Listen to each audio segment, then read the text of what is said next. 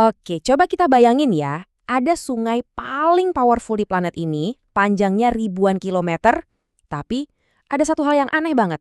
Nggak ada satupun sama sekali jembatan yang melintasinya. Nih, coba lihat perbandingannya deh. Sungai Nil sama Yangtze, panjangnya mirip-mirip lah, tapi jembatannya ada ratusan. Terus Amazon, nol besar, kosong. Kok bisa? Nah, ini dia misteri yang bakal kita bongkar bareng-bareng. Penting banget nih buat dicatat.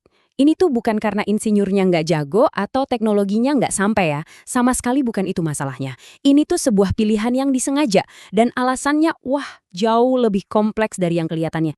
Oke, investigasi kita mulai dari tersangka nomor 1 nih. Ya, alamnya Amazon itu sendiri. Kekuatannya itu benar-benar liar, brutal, dan nggak bisa diajak kompromi. Nah, ini dia tantangan pertamanya yang bikin pusing. Kalau lagi musim kemarau, lebar sungainya mungkin cuma sekitar 3 kilometer. Tapi begitu musim hujan datang, boom, lebarnya bisa meledak sampai 50 kilometer. 50.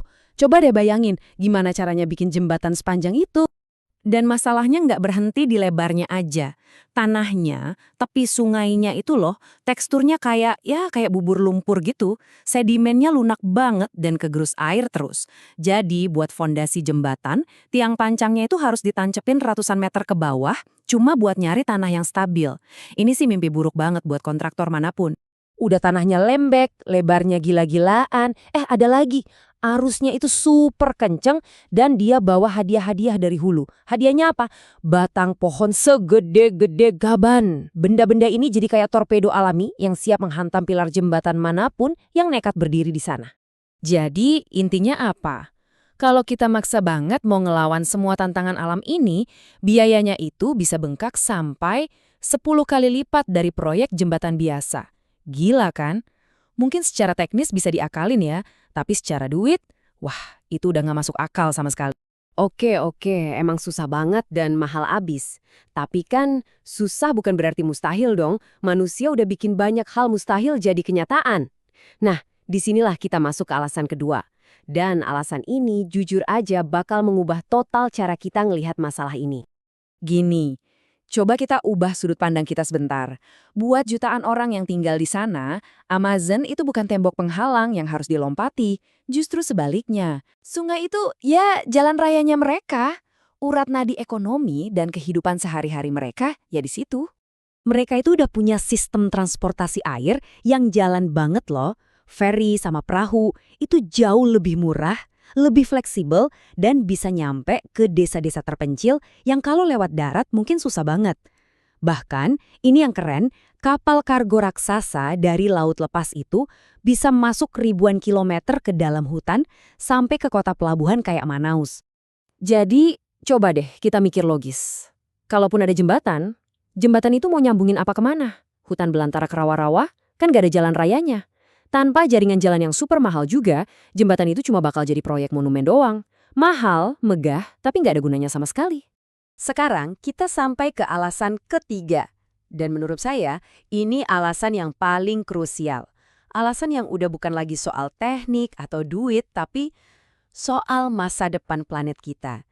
Ya, kita semua.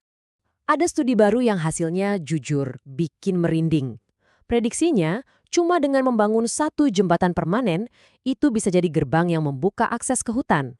Akibatnya, laju deforestasi atau penggundulan hutan bisa melonjak sampai 40%. 40% itu angka yang dahsyat banget. Artinya, jembatan ini bukan cuma soal beton dan besi, ini soal pemicu. Pemicu efek domino yang mengerikan.